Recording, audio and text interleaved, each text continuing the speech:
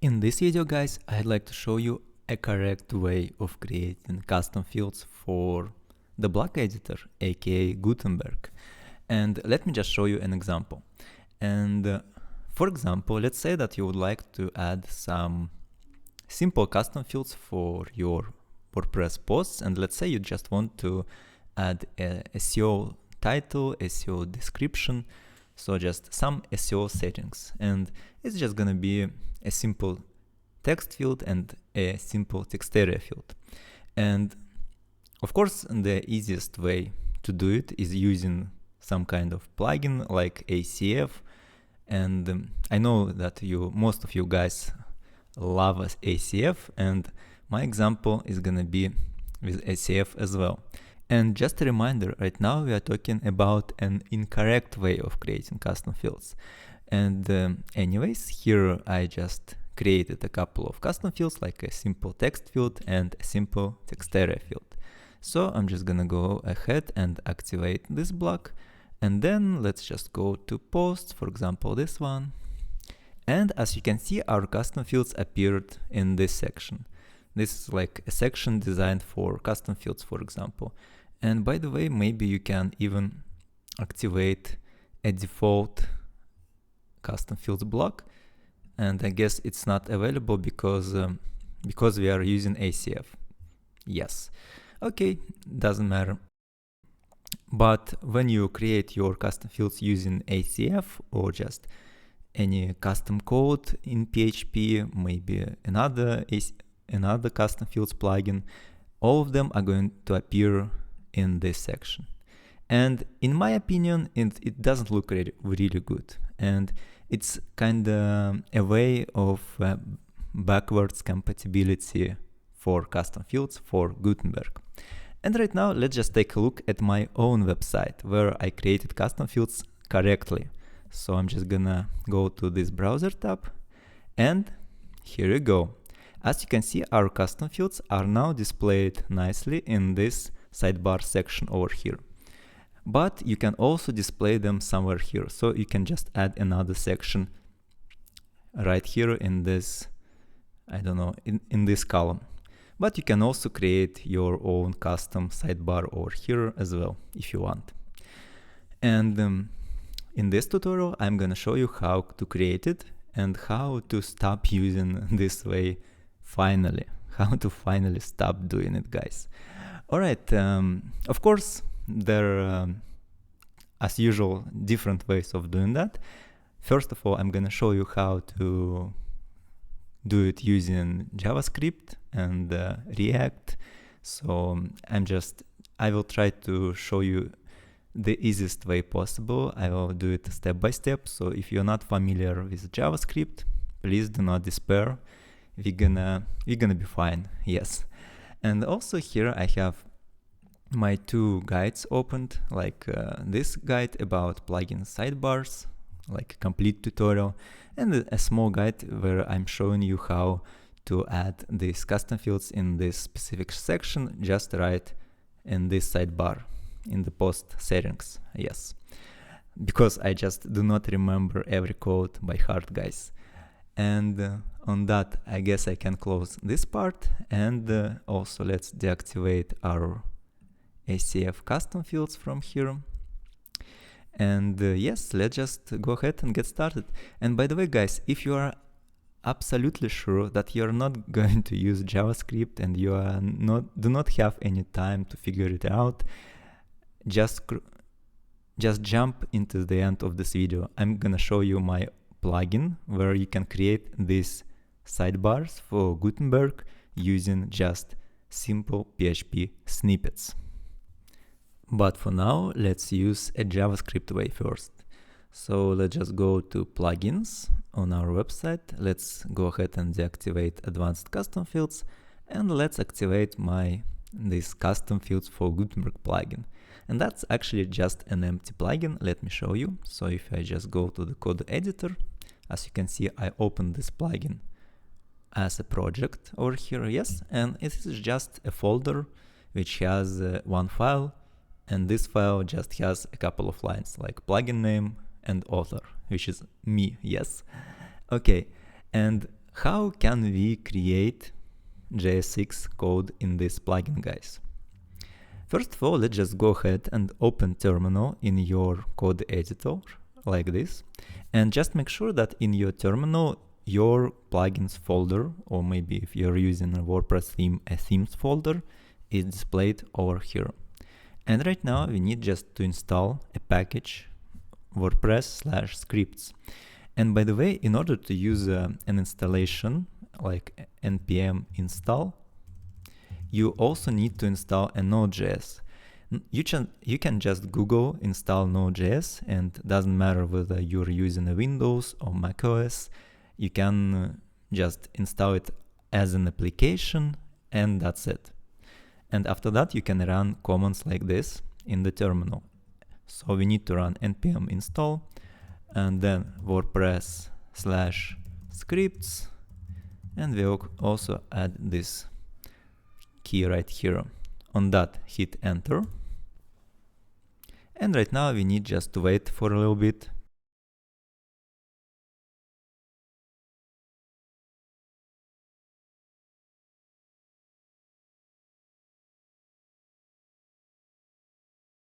Okay, now it is installed, which is great. And let me just explain you in a couple of words why do we need that. For example, in order to show you, let's just open our tutorial about Gutenberg sidebars.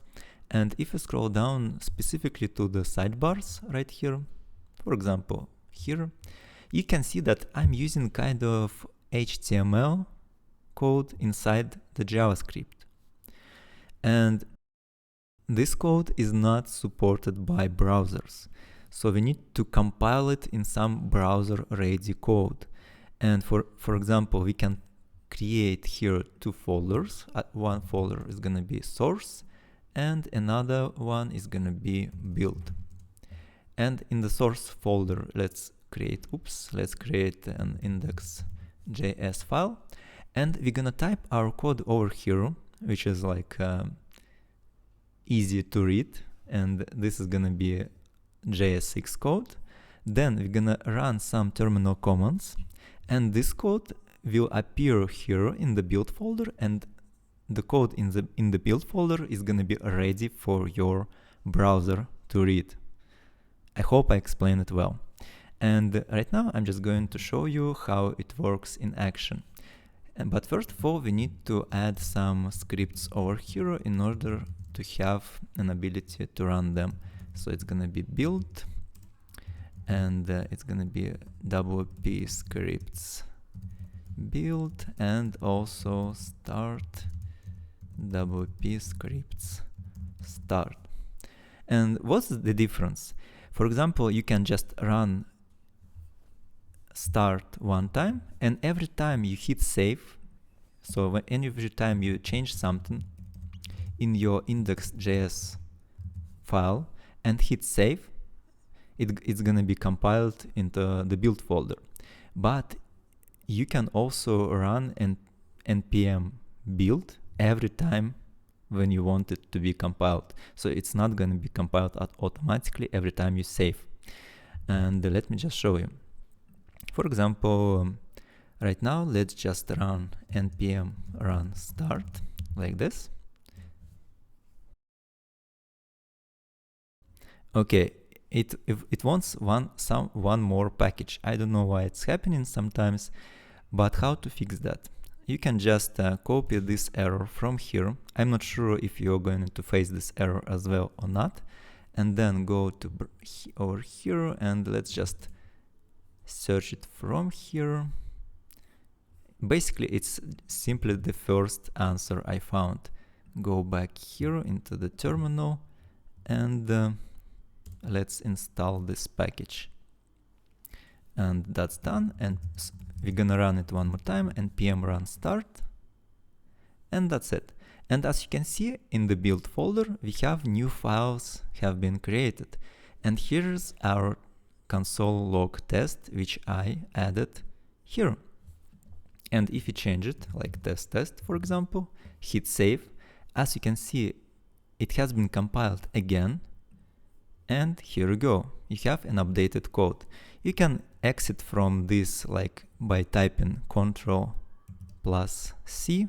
and then you can change something over here, for example, hit save, and the changes aren't reflected in our build folder.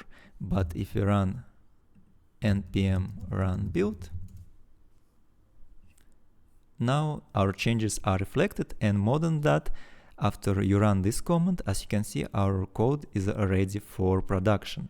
But when we run npm run start, we are kinda in the development mode, guys. And we can leave it as is because yes, we are currently in the development mode. And let's go back to my tutorial over here. So let's go back to the website, and then here. First of all, we need to add these scripts, so they're gonna be available in our block editor. And I can just copy and paste this part from here, and I just gonna add it to the main plugin file over here. Alright, and we need to add a build folder, and it's gonna be index.js. And the same is here, but actually we are using a plugin, so we cannot use getStyleSheet directory URL from over here. So let's change it to plugin dir URL. And we also want to change this part as well to plugin dir path.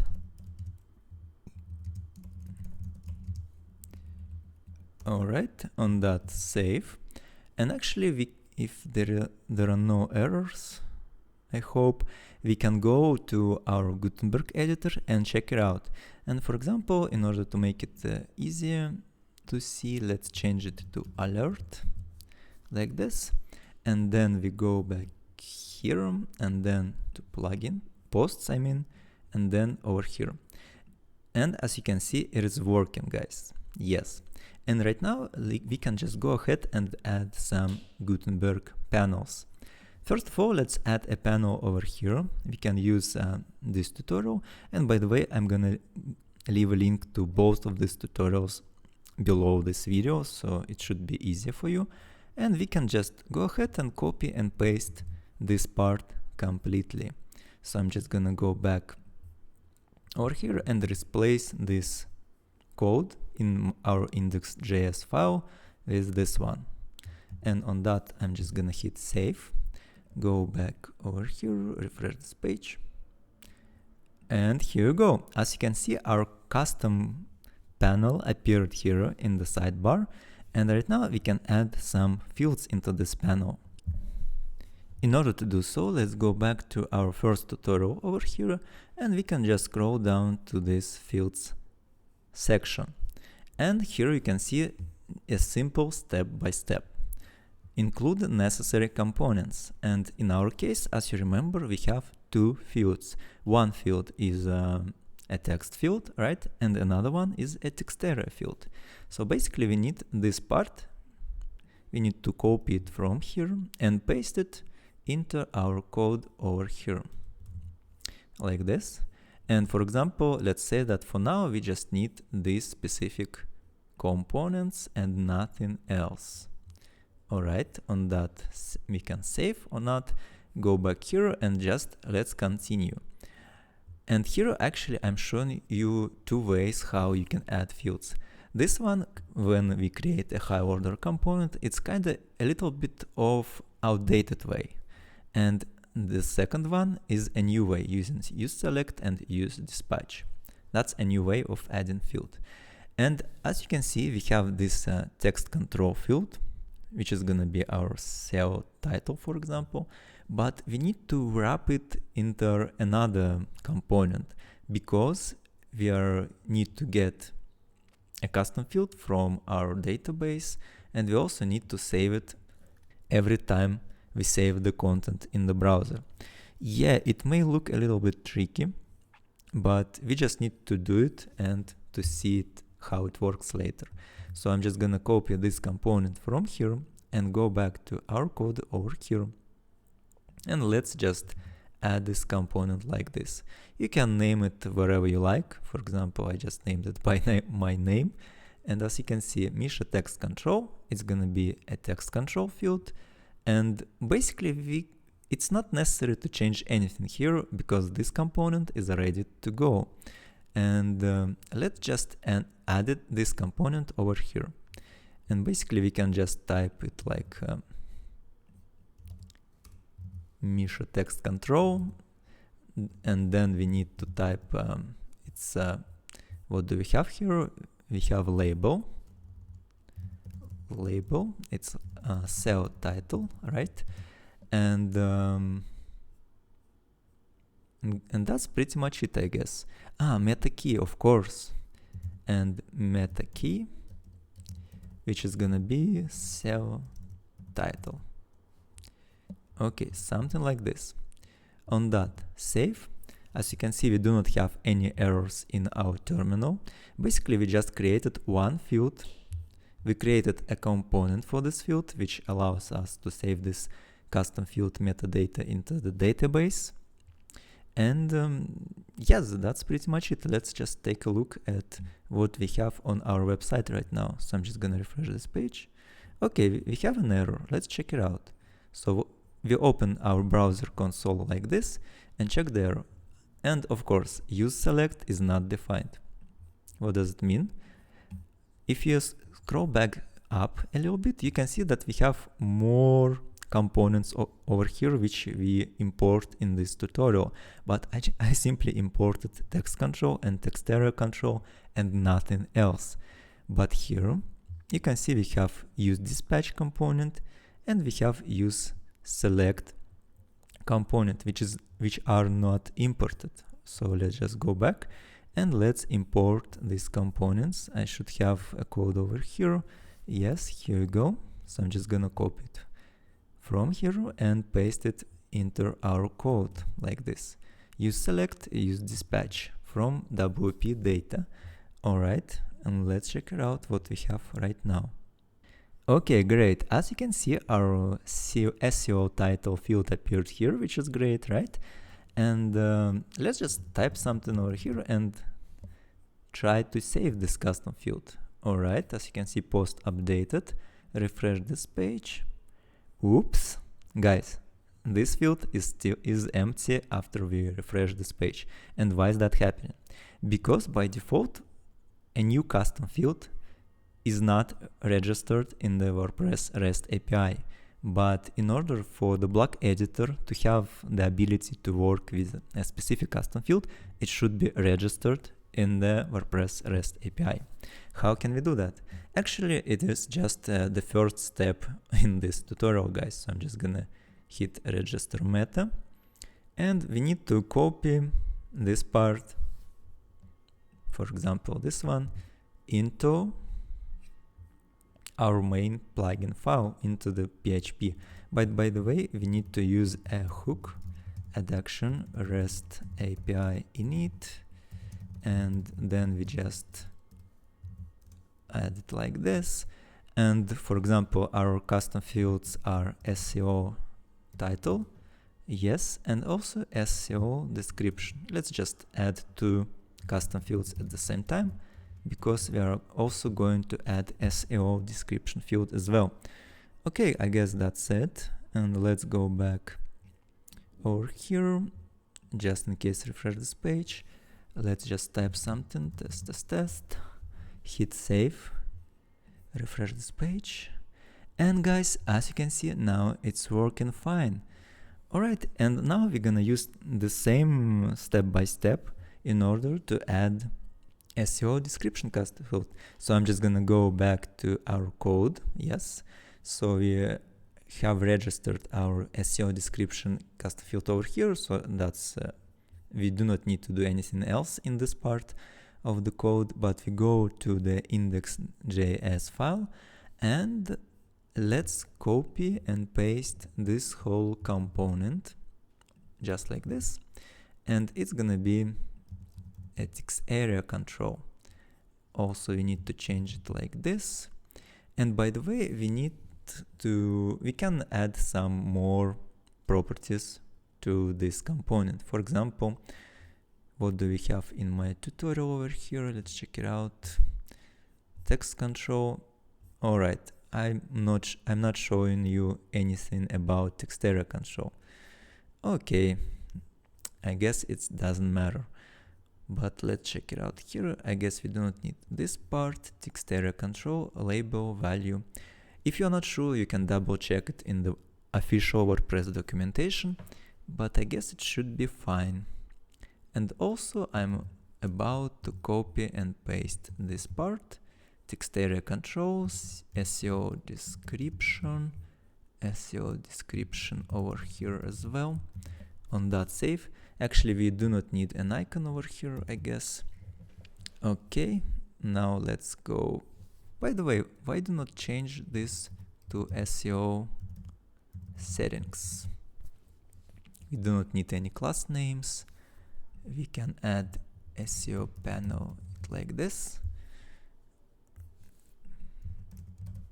Something like this. It's gonna be better. And go back to the post, refresh this page. All right, let's see. As you can see, we have this SEO settings panel over here. We have SEO title, SEO description. Let's type something here as well. Save changes. And it seems like it is working, guys. Yes, it's definitely working. So basically that's how you can add some custom fields to your Gutenberg. And by the way, maybe you're wondering how you can add it over here, not like in the main post sidebar, but create a new custom sidebar for these fields. Once again, we go back to our tutorial over here. We go to this register plugin part, and it's kind of similar to what we did, guys. Render function, but we can just we just need to simply change this component plugin document settings panel to plugin sidebar. Let's just try to do that. First of all, we need to make sure that we have this component imported. So we go scroll up a little bit, and okay, I forgot edit post. We need to import it from edit post as well, plugin sidebar. You can do it for convenience like this. And then you can use this plugin sidebar component over here. So let's change this plugin document settings panel to plugin sidebar, just like that. Okay. And okay. And by the way, I guess there should be an icon or something. We can change an icon from here. For example, we can use the standard icon from here, or we can use anything from dash icons. Maybe even this one, yes? All right, in order to do so, let's just copy this part, and then we add it maybe here, and then, but we can add it actually over here as well. And then we go and copy this part of an icon and add it like this. All right, and then we add it into the plugin sidebar over here, just like that. Let's check it out. Go to our post over here, refresh this page, and here we go. But in order for this custom fields to be displayed correctly, we also need to use a panel body component. I forgot about it. It is where it is, guys. Okay, it should be right here. Yes. Okay. I'm just add it like this, panel body, and then we need to use a closing tag, just like that. Group 1. Okay, we can just type something like SEO settings, and we also need to import this panel body component in this part of our code. So I'm just gonna go to include components part. And as you can see, it can be imported from WP components as well. So I'm just gonna add it over here. On that, hit save, refresh our page like this. And here we go. As you can see now, our custom fields are displayed in a separate Gutenberg sidebar, guys. Simple enough, right? And also, I promised you to show you a PHP way of doing that. And a PHP way is going to be a plugin of mine. So I'm just gonna scroll down to this simple fields plugin, and let's just install and activate it on our test website. But in my case, it should already be installed. So I'm just gonna need to activate it. Okay, it's done. Now the plugin is activated, and we need to find some documentation about Gutenberg sidebars. And basically that's our PHP code. So I'm just gonna copy it from here, just complete code, go to over here. Yes, basically I do not need to use this code, and I also do not need to use this one. So basically I just commented all the code we have written, and I'm gonna paste this example over here. And guys, right now let's just do some simple replacements. So I'm just gonna use a post type, post, name SEO settings, right? An icon, we decided that our icon is gonna be this body icons activity. Why not? I'm just gonna paste it over here. Now we have sections. Okay, let's just use one section, but it is not necessary with this plugin. And it's gonna be SEO settings, and we need to have two fields, right? Which is gonna be SEO title and SEO description field. All right, and it's gonna be a text area, and we do not need a section 2 in our example, so I'm just gonna completely remove that. And I guess that's it. Okay, we can change the ID, it doesn't really matter. But anyways, I'm just gonna hit save and go back to our post right now. And as you can see, guys, absolutely the same panel is now displayed over here with the same fields. So basically, if you want, you can simplify the whole process of creating custom fields for Gutenberg by using my plugin Simple Fields and this PHP snippets like this. But if you want to use a JSX code, that's up to you completely. And I just showed you how to do that. And of course, I'm gonna leave a link to the plugin, to the documentation, to the tutorials below this video. But if you have any questions, please feel free to ask. I will reply to all of them. On that, have a nice day. Bye.